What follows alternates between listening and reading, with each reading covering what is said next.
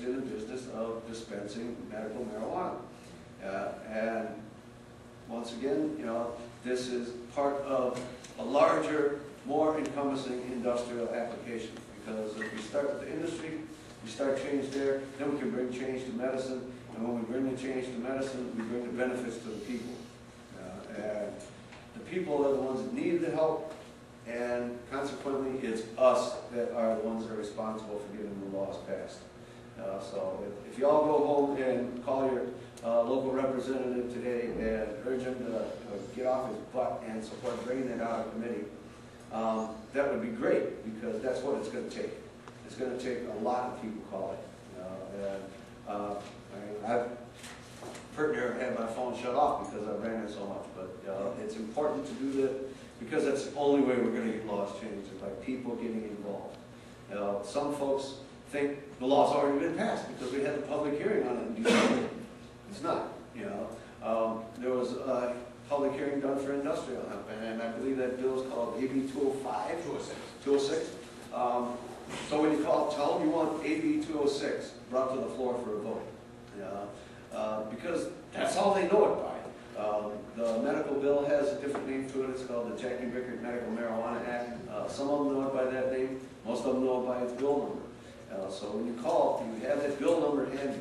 So that when you say to your representative, I want you to support, you know, AB 206 and get this thing moving forward.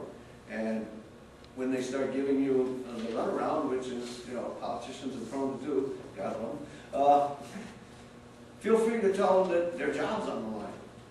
Because although the Constitution of both the state and federal level delineates how long a person can hold an elected post, it doesn't say, however, you can't fire them the day after they get elected because they're not doing their job. And they're fond of saying they want to serve the will of the people. And now's the time when the will of the people needs to be expressed to the people in Madison.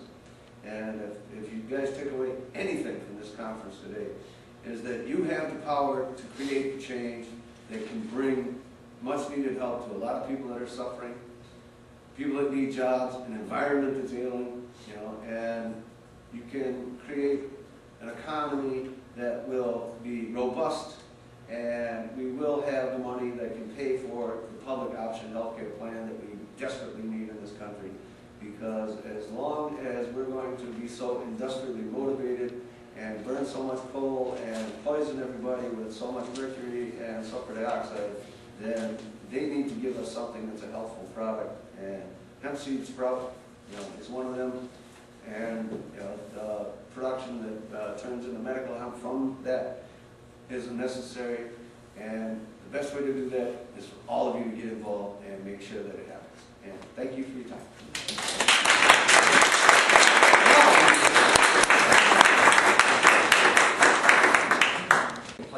Since our public hearing. Now, I do have to put a thank you up here real quick. Thank you to the library for allowing us to have this expo here. It's a great facility. This is the library is the place where information should be exchanged, where we should have the freedom to talk about these things, and where more events like this should go on. Personally, I'd like to see some of this information stay up in the library at all times. My local library does continue to post information about the Jackie Rickard Medical Marijuana Act. And I urge any of you local citizens that are here today, grab a lot of this information and stop back at the library here, you know, every couple of days and make sure our flyers are out. That's the only way people are going to know. And a lot of people take this information and take it home because it's important. They need to have these numbers, they need to have the names of the legislators, and it's not readily accessible to them. So our flyers are going to disappear. And it's not because the haters are taking them down, it's because the supporters need them. You know? So you'll do a vital service to your community by making sure that our flyers stay up. Thanks again for Jeff for talking about hemp. It's always great to see you, and it's great to hear the story. And it's amazing Bill 206 has not passed yet. I think it was unanimously approved through the committee. It's just waiting for a floor vote. I talked to my representative, Joan Ballway, who is one of the sponsors of the bill, and unfortunately she didn't know the bill number, so sometimes they don't know the bill number either. But she had no excuse for why it hasn't gone through, where it's at, and I had recently found some information about the opposition of the bill, of the hemp bill, 206, and it was very coincidental. It was the same three major organizations who opposed the medical marijuana bill. And I felt very important to point this out to my representative and ask her very pointedly, what are you doing to combat this opposition? And at this particular point, since it is her bill, I've not heard back from her on what she's doing to battle that opposition. We're also going to have another speaker, Jim Grock. Thanks, Jim, for making it up today.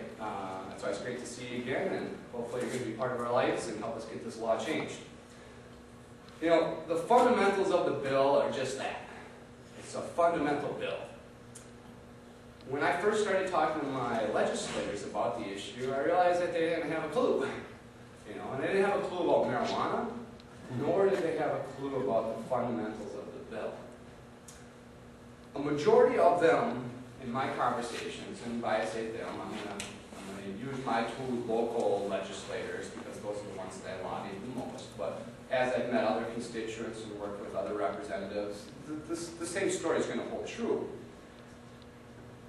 My legislators, I feel, thought if they voted yes for the Jackie Rickert bill, that they would be endorsing the science behind it.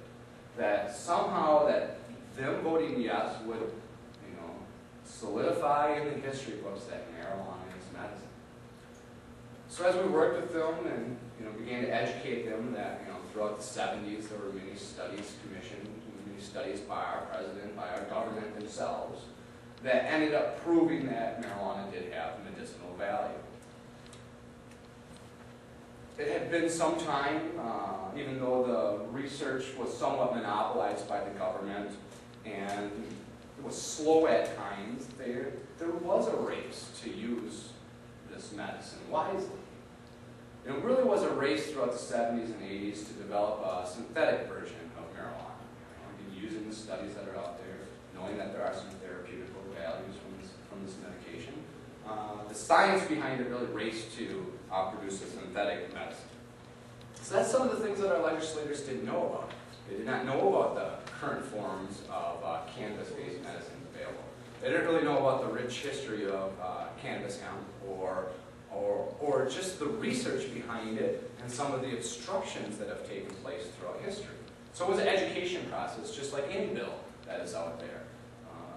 Many bills get introduced each legislative cycle, and it's up to the various supporters, the various advocates, the people who have a passion about this issue to educate the legislators. Hopefully they form a committee and they get together with their peers, call in experts, and you know, try to take in as much information so that they can give it out to the rest of the legislators, but it's just that. It's a process of gathering information in order to make a decision. Part of that gathering process is us. As patients, as advocates, as just people in our community. You know, we need to make other people in our community aware that this bill is out there. So as we talked to them and finally got them to realize that their endorsement wasn't necessarily a validation of the science behind it, it was really more of creating an alternate system for patients to acquire this medication.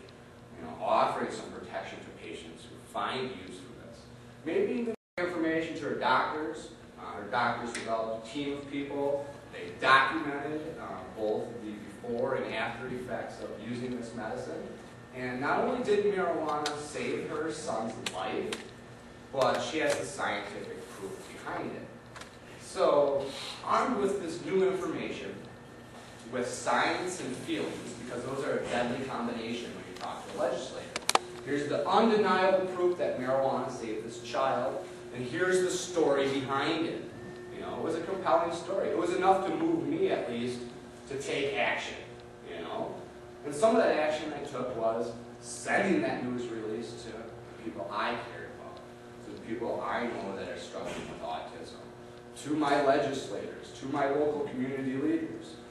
And it was just a good month of that, you know, making people aware that the bill is coming, what marijuana is, some of the medicine behind it, and really began to have a dialogue with the people in my community. November comes along, the bill was introduced. We've seen a lot of press. Everybody heard about it.